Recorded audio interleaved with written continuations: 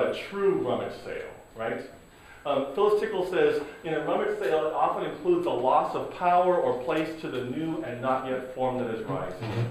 If Tickle is right, if the church in North America is in a rummage sale, and her claim is only U.S., she's not making a claim about the rest of the world, she says Christendom overall, right?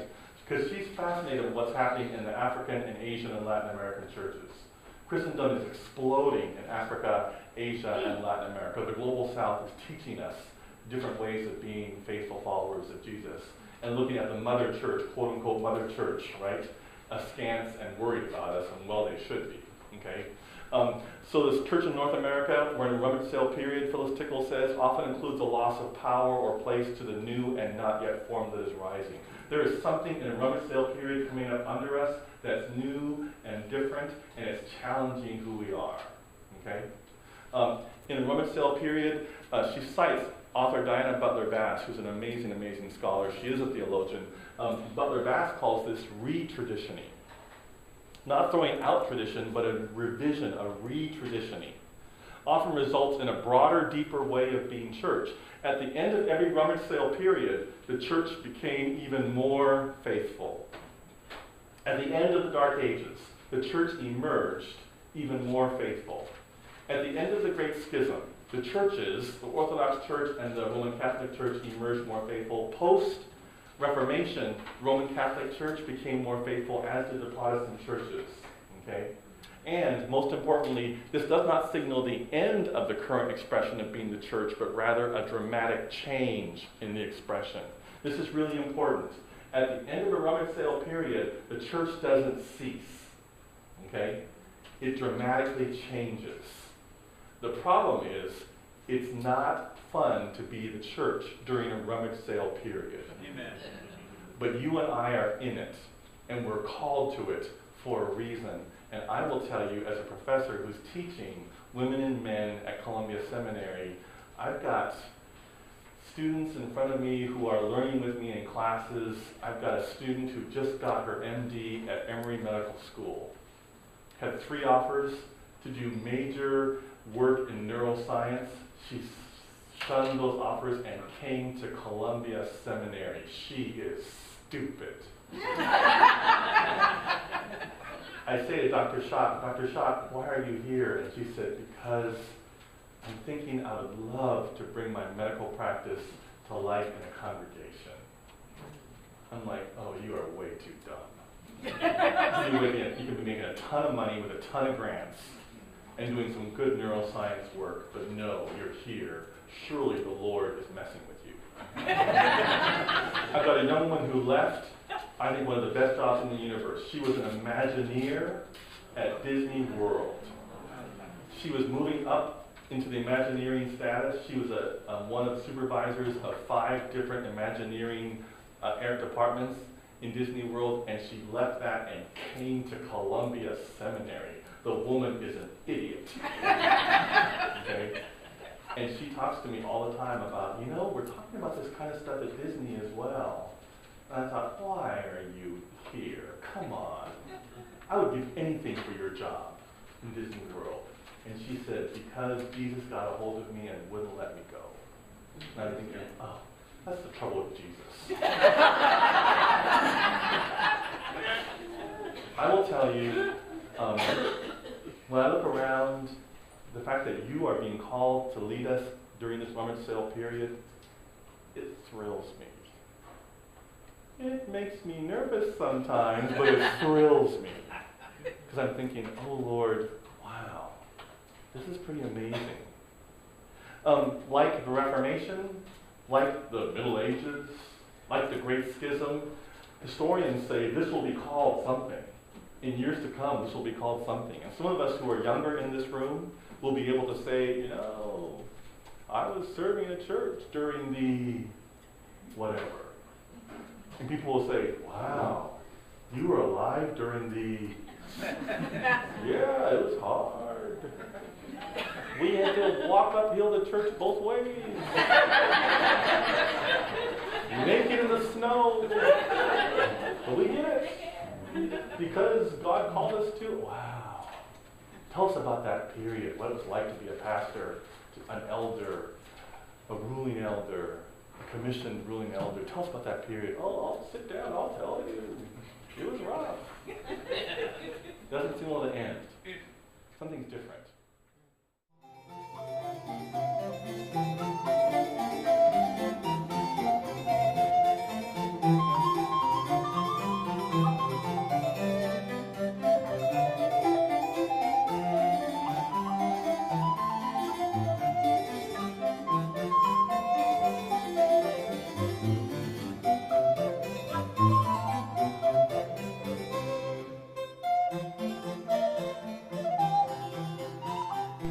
So I want to talk about some different things, and this is on that list that's there.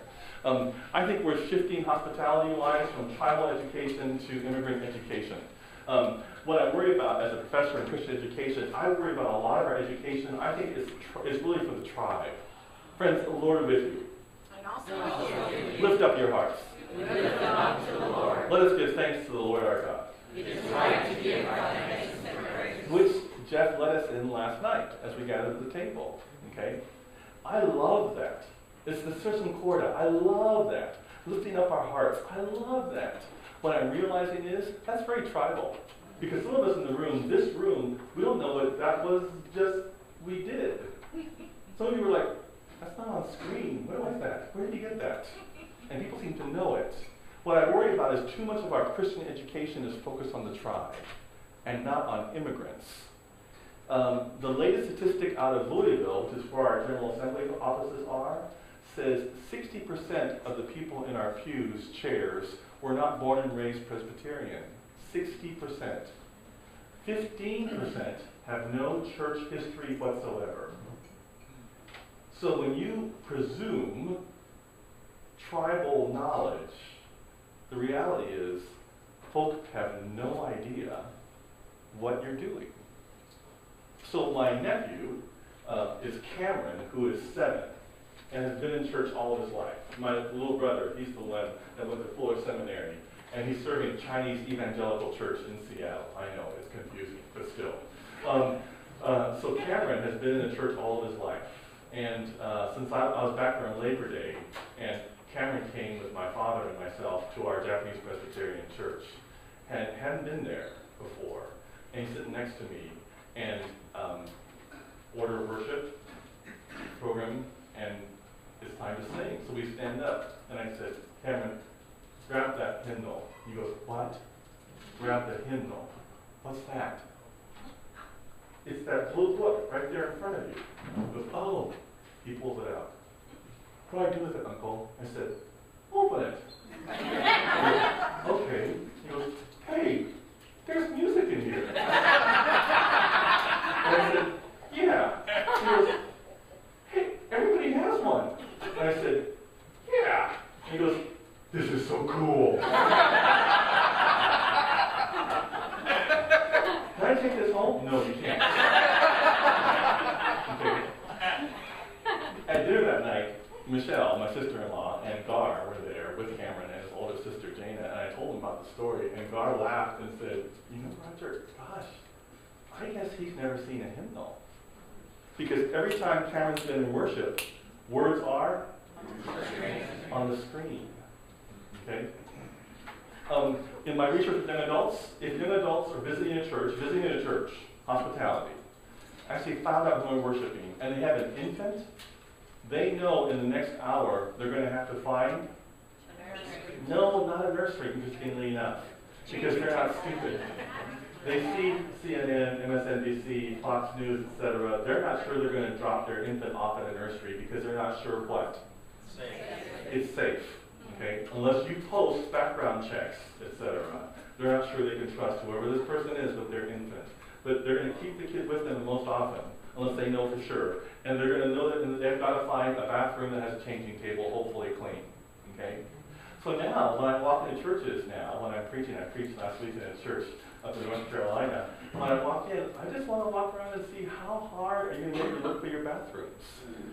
Do you have any signage at all that says bathroom, restroom, this way? Or is this really only for tribal members? Are you welcoming immigrants? Are you anticipating immigrants? That same church last week, I got there early before the 8:30 service, and I had to go through 3 different doors because the first 2 doors were locked. I'm the preacher of the day. And it was like 8:10, so it wasn't that early. And I finally got an open door, and they said, oh yeah, we keep those locked. Why? Oh, because several years ago, someone had their purse stolen. Oh, really? When? Oh, golly. Probably 20 years ago. Oh, really? Huh. When people still had purses.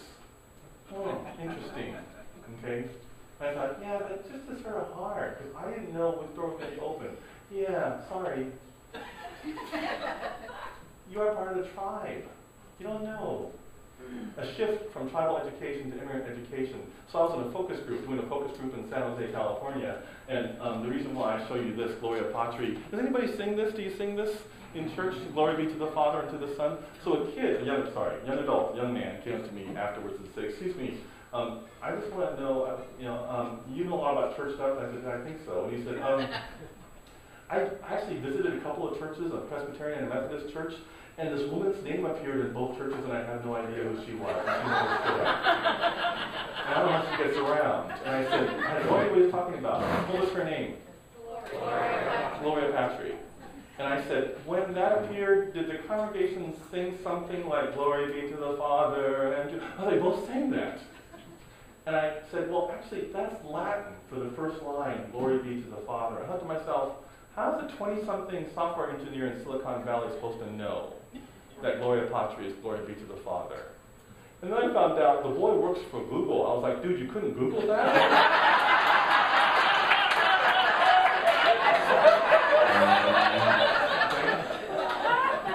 But it occurs to me that we presume so much as tribal members. For us to walk through our congregations, our places of worship, and just think about what it means to be a complete immigrant, how would that be? Mission is shifting. This is not either or, right? Binary logic isn't sustainable in the 21st century. If someone tries to corner you and say, well, what is it, this or this? The answer is not a cop-out. The best answer is, it is nice. That's 21st century reasonable logic. Don't let people try to corner you into this or this, because it's not going to work, okay? But so it's not mission out there versus mission right here, but it's both and. Hospitality-wise, people are desperate. Young adults are looking for authenticity, and they think you're most authentic if you're actually making a difference, not just out there, but also in the place which God has planted you. If you're actually affecting the community in which you are living in some way. So, one young adult said to me in Arlington, Texas, where I was in a focus group, she said, the church across the street from our condo complex could disappear tomorrow, and people would say, cool, more parking. Nobody in our neighborhood would say, oh no, what happened to that church? How would be a neighborhood without that church? Because she said, frankly, they don't have any impact on us whatsoever. They come in apparently and do their stuff and they leave, and that's it. We're not affected by them at all. Not just mission out there, mission right here. Such that the Presbyterian Church in the Republic of Korea, the largest Presbyterian church in the world, that we started, thank you very much, we're the mother church, because Jesus was not in Korea until we took Jesus there, okay? 12 years ago, the Presbyterian Church in the Republic of Korea, they voted to send missionaries. Yes. When our office got that, Grady Parsons, current clerk of the General Assembly, got that telex, he thought it was a misprint. He thought they were asking for more missionaries. And so he asked for a translation again. He came back from downstairs up to Louisville, to his office, 5th floor, and they said, no, Dr. Parsons, this is correct. Apparently they voted to send 14 missionaries to the United States, mostly to Texas, thanks be to God.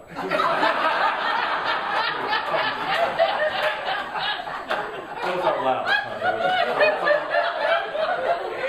Hey. So, but Grady said, why? And so Grady actually telex the clerk of the General Assembly of the PCROK and said, excuse me, why are you sending missionaries here? And the clerk wrote back, because you have been on our hearts for years.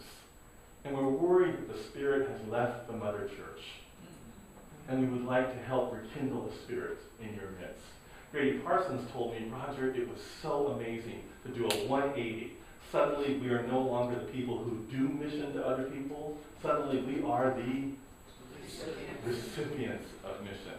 Remember hospitality, not just for hosts, but also for guests. We were the guests at our own table. He said, it's been fantastic.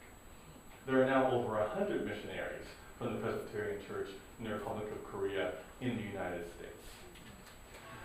3, from reasoned spirituality to mystery-filled spirituality. There's a shift going on, I think, from reason to mystery, awe, and wonder. I think part of the rummage sale is we're realizing we're being shaped by the Lord to realize we can't just keep on thinking everything. There has to be some mystery, awe, and some wonder, some affect in the midst of all of this. This is tough stuff for Presbyterians. You know, when Jesus himself quotes the Shema from Deuteronomy, you shall love the Lord your God with all your heart and soul and mind and strength. Jesus adds mind. You catch that, right? In the Shema in Deuteronomy, it says, love God with all your heart, soul, and strength. Jesus adds mind. I think he added mind just for Presbyterians. Hey, we're included. Exactly. The problem is we emphasize the mind, I worry too much. Right now, it's not about reason. It really is about mystery, awe, and wonder. This is tough stuff. So all of our seniors lead chapel. Gene knows and others. Our seniors lead chapel. And several years ago, I think before Gene, you were there, a pastor preached, current pastor's in Baltimore now, preached. And she preached Mary's Magnificat. And instead of reasoning, instead of saying point 1, point 2, point 3, she ended up with 6 I wonder statements. I wonder what Mary was feeling. I wonder why the Lord chose. I wonder how Joseph, I wonder, and she sat down.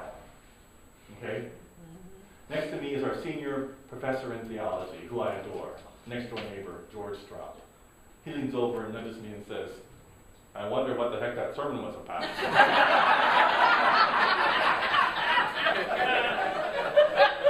Then he turns back to Anna Carter Florence, who's one of the best preaching professors I've ever met in my life. He says, Anna, what are you people preaching back there? What are you doing teaching and preaching? And Anna's like, George, shut up.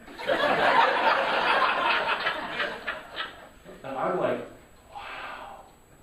Yeah, I wonder too. I wonder. Awe, wonder, mystery. That's not what we built our lives upon as Presbyterians. You know, we are the second highest educated denomination in the United States. Did you know that? We have more degrees than anybody else except for whom? Do you know? No, we're smarter than Episcopalians, please. Whom? Do you know? No. Whom? You know, I thought Unitarians too, Maria, but no, we're smarter than them. It's a little group. Oh, there you are. Philadelphia yearly meeting. Society of it's the Quakers. But they are also older than we are, so soon enough of them will die and we'll be the smartest people. Here's the challenge.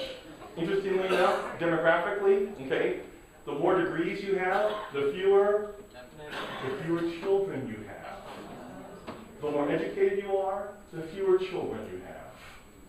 Roman Catholic Church in the United States is being sustained by Asian and African and Latin American Roman Catholics. By and large, recent immigrants who are struggling to get an education, they have many, many children. They're still obeying Francis's admonition not to use birth control. We are hugely educated, highly educated, and we have one of the lowest birth rates of any tradition in the United States. I don't think mind is going to save us in these days. From credentialed leadership to gifted leadership. This is an odd thing for me to put in front of you as a professor at a seminary, whose call is to give the right credentials, right? But I will tell you, you CREs, I am so glad you're with us. I'm so proud of you and so proud of this denomination. Because I was working for the General Assembly when the CREs, called CLPs, first came through. And it was proposed, do you remember? It was proposed from West Virginia Presbytery and Yukon and Alaska Presbyteries. Because they had a whole bunch of tiny little churches, desperate, and they had women and men who were already leading, but couldn't offer sacraments because there was no provision for that in the Book of Order, right? I remember being in the office and we looked at all these overtures and we're like, there is no way those overtures from West Virginia and Yukon and Alaska are going to be approved. There's no way. Clergy, we're not going to give up power in the church. This is ridiculous. There's no way. Come on. It went flying through General Assembly, approved, and it went flying through Presbyteries, approved. It is one of the best things that we've done. It's an amazing thing to me that the Holy Spirit is even at work in the General Assembly. I know. Okay? Because I think we're looking for gifts, not necessarily credentials. 50 years ago, credentials were the most important thing. That you would have a Master of Divinity, rather audacious claim, but that you would have that is the most important thing. You could put Reverend in front of your name. Well, now, that doesn't count as much. We're looking for gifts. So a current student of mine just got off her year-long clinical pastoral education where she was serving as a chaplain at Grady Memorial Hospital in downtown Atlanta. This is our public hospital where people with no insurance come. And she walked into a room doing her CPE her third day, and she's 2 years done in seminary, and she walks in and says, "Hi, I'm so-and-so, and I'm the chaplain here," and this beautiful older gentleman is holding the hand of this gorgeous lady, both older adults, and he turns to her and says, "Chaplain, this has been going on for 67 years. And 3 weeks ago, she stopped recognizing me. And I don't know how I'm going to live when she dies. If you can help me know how I'm supposed to live, then you can stay. If you can't, I just prefer you move on." And I asked her, "Jen, what did you do?" And she said, "Rodger, I didn't know what to do. I just stood there and started crying." And then he started crying. And then, Jen said, he looked up at me with tears in his eyes and said,